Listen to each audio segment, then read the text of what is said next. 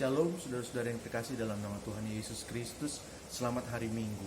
Sekalipun kita tidak bersama-sama lagi pada minggu ini, tetapi saya yakin dan percaya orang-orang yang mengandalkan Tuhan, orang-orang anak-anak Tuhan yang berharap hanya kepada Tuhan, maka pada waktu kita berkumpul walaupun dengan cara yang seperti ini, secara roh kita berkumpul, kita yakin dan percaya Tuhan hadir dan Tuhan akan memberkati kehidupan kita. Pagi hari ini saya ingin membagikan firman Tuhan, namun sebelumnya mari kita sama-sama satu di dalam doa. Bapa di dalam sorga, kami mengucap syukur buat hari ini, hari Tuhan, hari Minggu di mana kami beribadah kepada Tuhan. Sekalipun kami tidak beribadah bersama-sama, tetapi kami mau yakin, kami percaya, kami mengarahkan hati kami hanya kepada Tuhan. Kami mengandalkan Tuhan, kami mengharapkan kebaikan-kebaikan Tuhan. Maka dari itu kami yakin dan percaya Tuhan hadir bersama-sama dengan kami pada pagi hari ini, dan Tuhan siap untuk memberkati kami. Kami mau mendengarkan firman Tuhan. Tuhan kiranya menolong kami, siapkan hati kami menyiapkan hati kami agar kami menerima firman-Mu di tanah hati kami yang baik. Tuhan tolong kami Tuhan, agar firman itu dapat bertumbuh dan berbuah-buah untuk kemuliaan nama Tuhan. Kami akan mendengarkan firman-Mu di dalam nama Tuhan Yesus Kristus. Kami sudah berdoa dan mengucap syukur. Haleluya. Amin. Puji Tuhan saudara-saudara. Pada pagi hari ini firman Tuhan yang saya akan bagikan diambil dari Kejadian pasal yang ke-50. Ayatnya yang ke-20. Kejadian pasalnya yang ke-50, ayatnya yang ke-20. Saya akan bacakan buat kita semua. Kejadian 50 ayat yang ke-20, demikian firman Tuhan. Memang kamu telah mereka-rekakan yang jahat terhadap aku, tetapi Allah telah mereka-rekakannya untuk kebaikan, dengan maksud melakukan seperti yang terjadi sekarang ini, yakni memelihara hidup suatu bangsa yang besar. Puji Tuhan saudara-saudara. Ayat yang saya baca adalah ayat di mana yang menceritakan akhir daripada cerita Yusuf.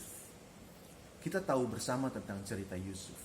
Kita sudah dengar cerita ini mungkin dari kecil. Dari sekolah minggu kita sudah mendengarkan kisah tentang Yusuf. Bagaimana seorang anak manja yang disayang oleh bapaknya tetapi dicemburui oleh saudara-saudaranya, dan saudara-saudaranya melakukan sesuatu yang jahat terhadap Yusuf. Saudara-saudaranya menjual Yusuf kepada saudagar Mesir, dan akhirnya Yusuf dijual ke Mesir. Yusuf dijual sebagai budak, dia hidup di Mesir dengan segala penderitaan, tetapi pada akhirnya cerita yang kita baca tadi, Yusuf sampai kepada satu titik di mana titik tertinggi di dalam kehidupannya. Tuhan mengangkat Yusuf sebagai seorang yang luar biasa.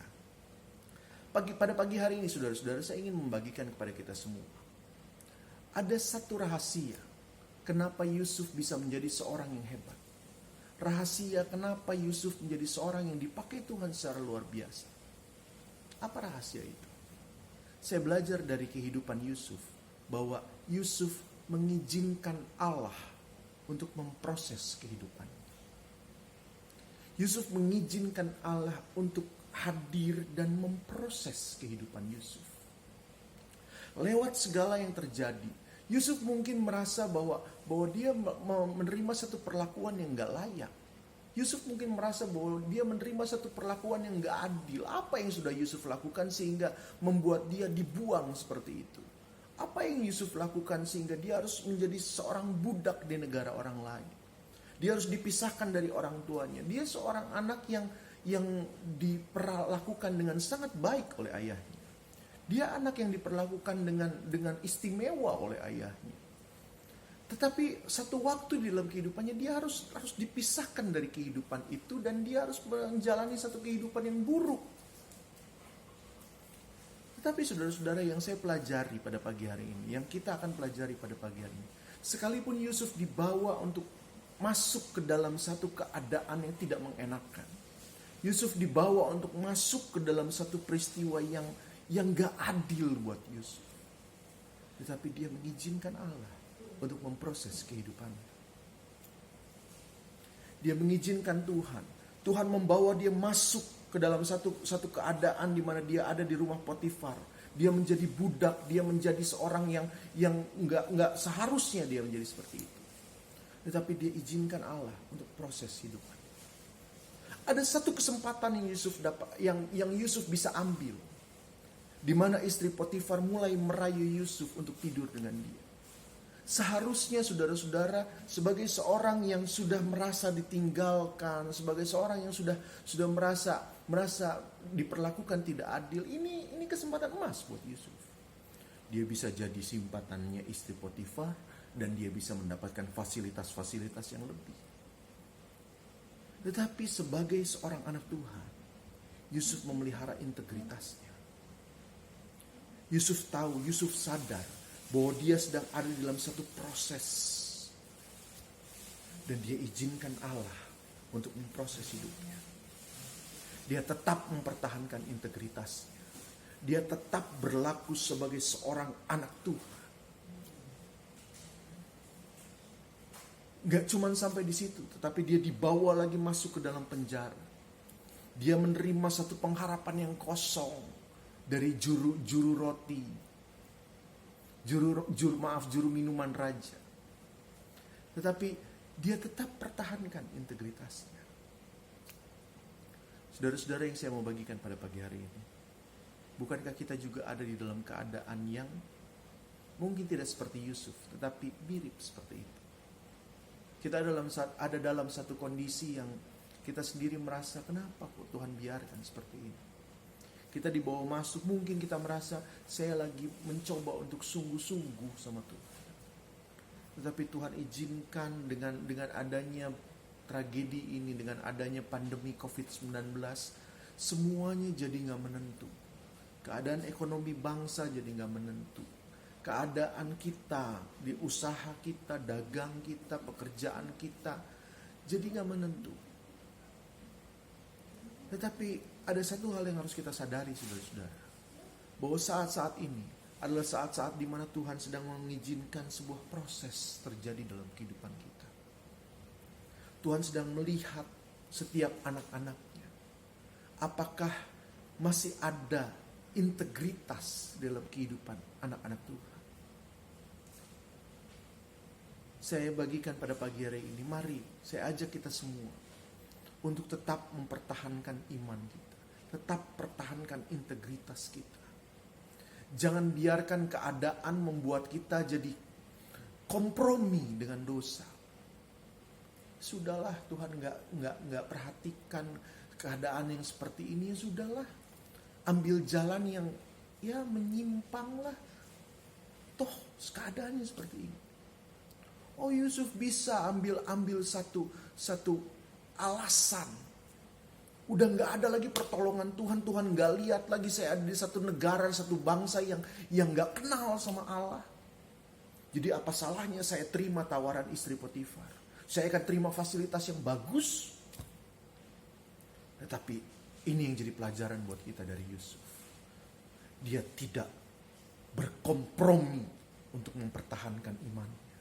Dia tidak berkompromi untuk menjual integritasnya. Tetapi dia tetap pertahankan. Imannya dia tetap pertahankan. Akhirnya apa yang terjadi kepada Yusuf? Yusuf diangkat Tuhan. Luar biasa. Mari pertahankan integritas kita. Pertahankan iman kita. Di tengah situasi yang gak menentu. Tapi mari pertahankan integritas kita. Sampai akhirnya kita dapat berkata sama seperti Yusuf. Engkau telah mereka-rekakan yang buruk terhadap aku. Kita bisa berkata dunia telah mereka-rekakan yang buruk terhadap aku. Tetapi Tuhan telah mereka-rekakannya untuk kebaikan.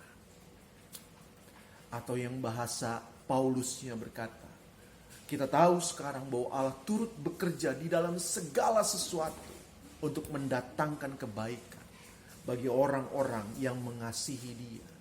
Bagi orang-orang yang kalau boleh saya katakan, orang-orang yang mempertahankan integritas mereka. Orang-orang yang mempertahankan iman mereka karena mereka mengasihi Tuhan. Atau yang bahasa Daud yang katakan, sekalipun aku berjalan di dalam lembah kekelaman, aku tidak takut bahaya, sebab Engkau besertaku.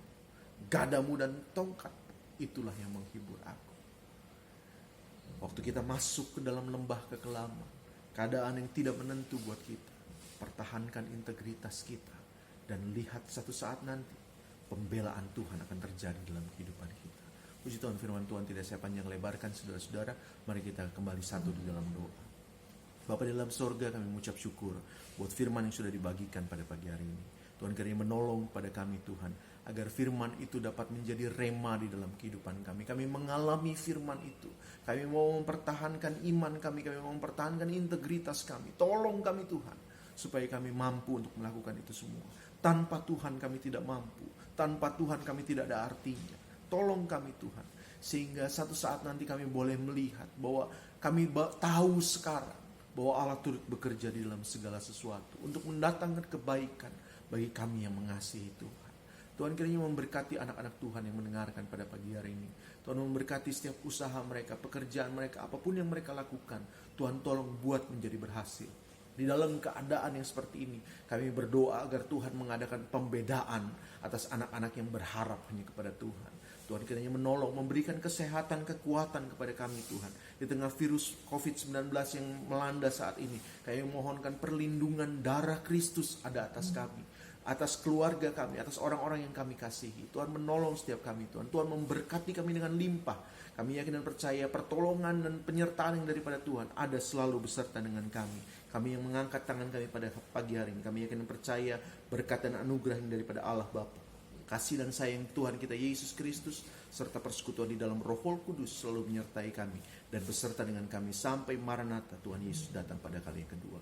Di dalam nama Tuhan Yesus Kristus kami sudah berdoa mengucap syukur. Haleluya. Amin.